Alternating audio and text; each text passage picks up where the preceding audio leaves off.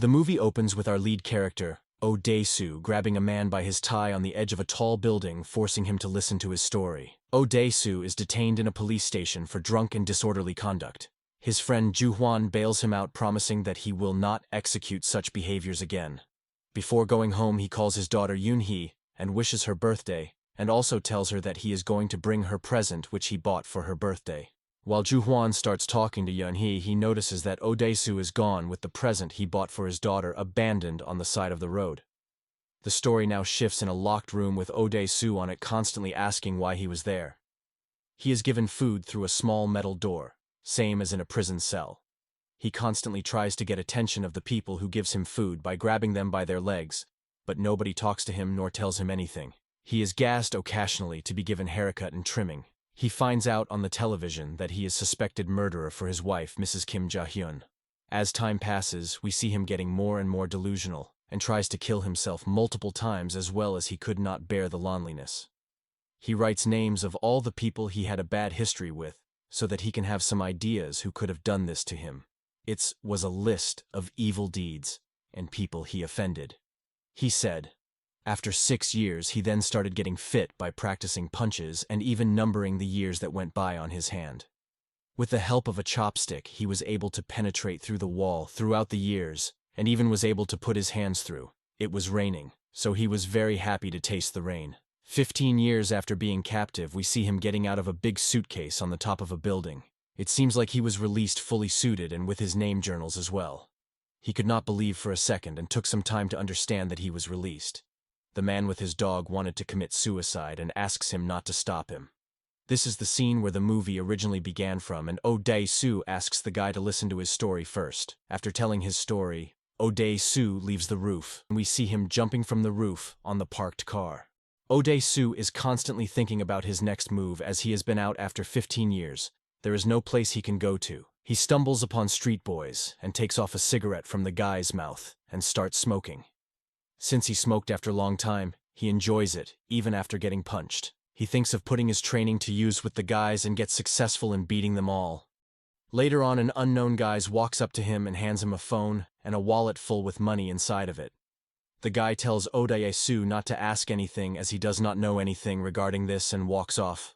Dae-soo then goes to a sushi restaurant and meets Mi-do and asks for a living thing as he wants to eat something that's alive. Suddenly, the phone rings and he picks up the phone without wasting a second. Dae-soo asks who is on the other end. The guy taunts by asking him if he likes his new suit. He asks why he was held captive and receives the answer that he needs to reflect on his past to find the answer. Before ending the call, the guy says that he will be waiting for Dae-soo. Mi-do brings the baby octopus as requested by him, so Dae-soo grabs the octopus by hand and starts eating it in anger. Mi-do gets impressed and touches his hand to comfort Dae-soo, but he passes out on the table with octopus still in his mouth. The story then opens to an apartment with Dae-soo and Mi-do. While Mi-do is getting emotional reading journals of Dae-soo, Mi-do goes to bathroom with a knife in her hand, saying Dae-soo to not get any ideas as the bathroom door is broken. He does exactly what he was told off not to do, and tries to get physical with her while she is using the bathroom. Mi-do hits him in his head. He fails and goes out with embarrassment and starts wearing clothes so that he could get out of there. She calms him down and promises him by saying that she will go through it when she feels ready. Mi-do agrees to help Dae-soo finding his daughter, and we find out that Dae-soo's daughter was adopted by Swedish. Dae-soo realizes that he can only have his life back once he settles the score with his captive. He only has one clue, which is the dumpling which was given to him day in day out, while for his 15 years of captivity. After visiting a bunch of restaurants, Dae finally finds the restaurant named Violet Blue Dragon, which served the ex-cat same one. He follows the delivery guy to a building where he is taking the food and realizes that was the building where he was kept for all these years. He then attacks the guard on duty and proceeds to the manager's Mr. Park room where he sees all the screens of the rooms of people in captivity. Dae-soo straps him to the chair and asks for the information. The manager says that he does not know the person, but he has recording that can give information regarding the guy. He then takes the footage and tries to get out of there but gets blocked by his workers. Everyone has metal rods, knife, or hammer in their hands. He fights with his might and does not give up even when Git gets stabbed in his back. He becomes successful in beating almost all of them and gets out of there. He almost passes out on streets when he is helped by a guy and puts him in a cab. Before leaving, the guy says goodbye Odesu and smiles, hinting he is the one behind all this. The scene now cuts on the apartment where Mito has passed out, putting bandages on Odesu. Odesu puts on the recorder from the conversation that happened between his captive and Mr. Park. They have conversation regarding the time he needs to be kept in captivity, and also make sure that he is being given a particular medicine so that he does not have schizophrenia. Next day, he visits his friend Ju Huan in a cafe and asks for help in recognizing the voice in the recording. He then opens up the chat room of Mito to find out more about the guy Evergreen, who Mito used to talk constantly about sushi. There were a lot of unspecified and unclear messages which makes him think that Mito might be involved. He ties her down and starts confronting her about this Evergreen guy. While doing this, he finds out about the address of this Evergreen guy from his friend to be next to Mito's apartment building. He runs out into the given address building and see that same guy from before who helped Odesu, and his bodyguard named Mr. Han is there.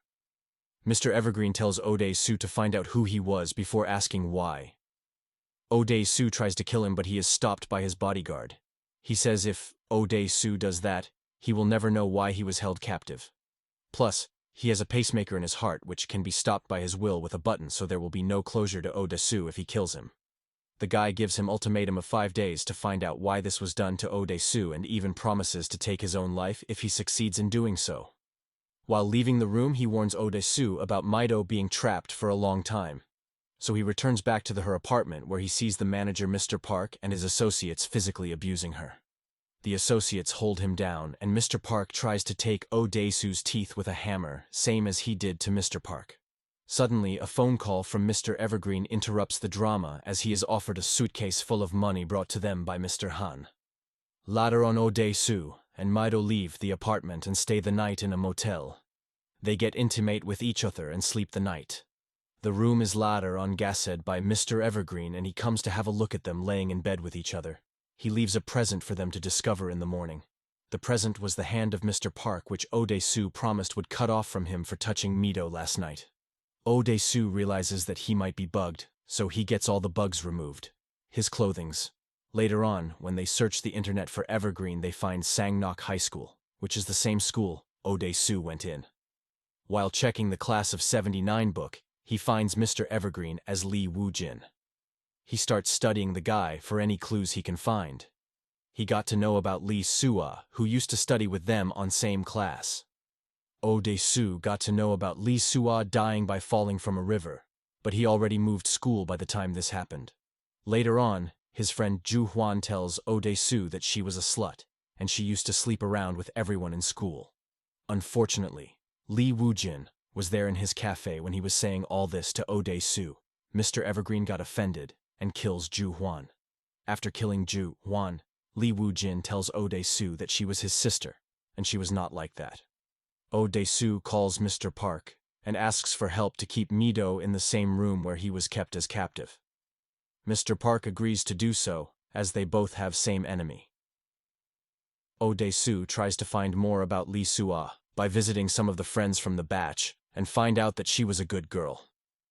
Later on, he remembers that he actually knew the girl and had seen her and her brother in intimate acts and shared this information to Ju Huan. Odesu realizes he might have been the one who started this rumor. Odesu shares this information with Mito and says he is going to finish this and heads off to the building where Lee Woo-jin has his office in.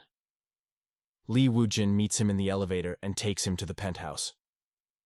Odesu tells him that he slept with his own sister and he killed her because the rumor started spreading.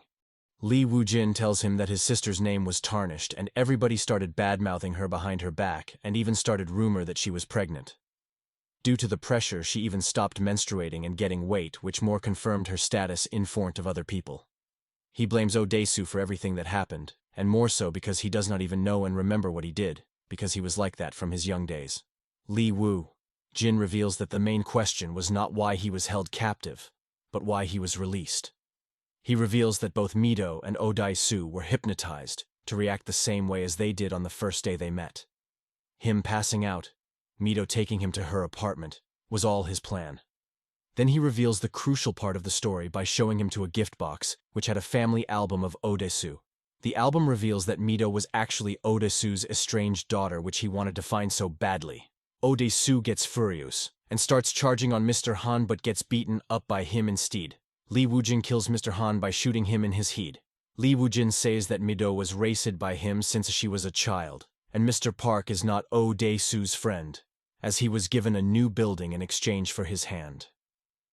Lee Woo-jin calls Mr. Park, who is in with Mido, with the same box in front of her. Oh Dae-soo begs her not to open the box no matter what happens and tells her that he is going to meet her very soon.